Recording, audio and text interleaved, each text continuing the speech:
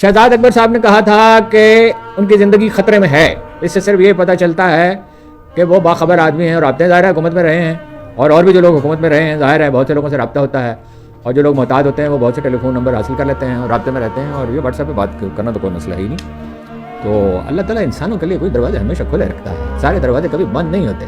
دروازہ اس وقت بند ہوتا ہے جب آپ کے ذہن کا, دل و دماغ کا دروازہ بند ہو جائے, جب آپ امید کھو دیتے ہیں. قرآن مجید کہتا ہے کہ وہ لوگوں جنہوں نے اپنی زندگیاں ضائع کر دیں پھر بھی میری رحمت سے مایوس نہ ہونا.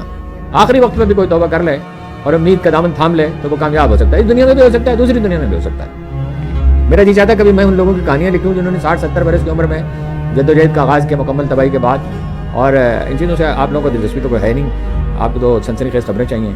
تو ظاہر ہم انٹرٹینر تو بن نہیں سکتے, کچھ لوگ تو انٹرٹینر بن ہی گئے ہیں تو یا گالی بکتے ہیں. ہم لوگ تو یہ نہیں کر سکتے, چاہے کوئی دیکھتا ہے نہیں دیکھتا, کم لوگ دیکھتے ہیں زیادہ دیکھتے ہیں. ویسے تو بہت لوگ دیکھ رہے تھے, 4.25 لاکھ لوگ دیکھ رہے تھے, لیکن یہ کہ وہ اپنا ڈیمونیٹائز ہو گیا, نئے سرے سے اس کو تعمیر کر رہے ہیں.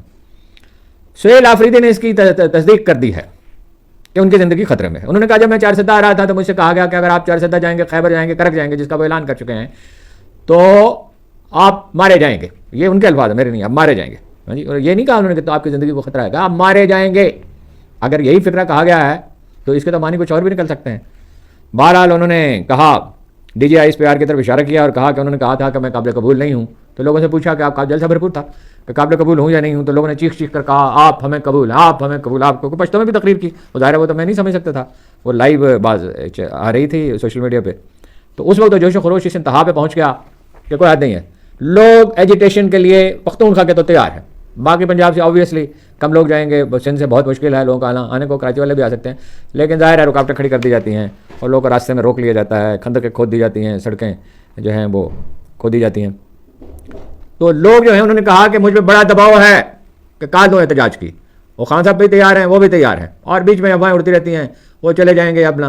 اور کہتا کہ طارق فضل چودھری, ذرا اندازہ لگائیے, اسمال پراپرٹی ڈیلر جو منتخب ہوا ہی نہیں ہے, اور وزیر بھی بن گیا, میں نے بھی بن گیا, وزیر بھی بن گیا. بہت عجیب نظام ہے. نظام کیا ہے, عجیب بد نظمی ہے. اخبار جیسا میں نے آپ سے عرض کیا تھا, تقریریں بہت جوش و جذبے سے کی گئیں اور کچھ تو غیر محتاط بھی تھے.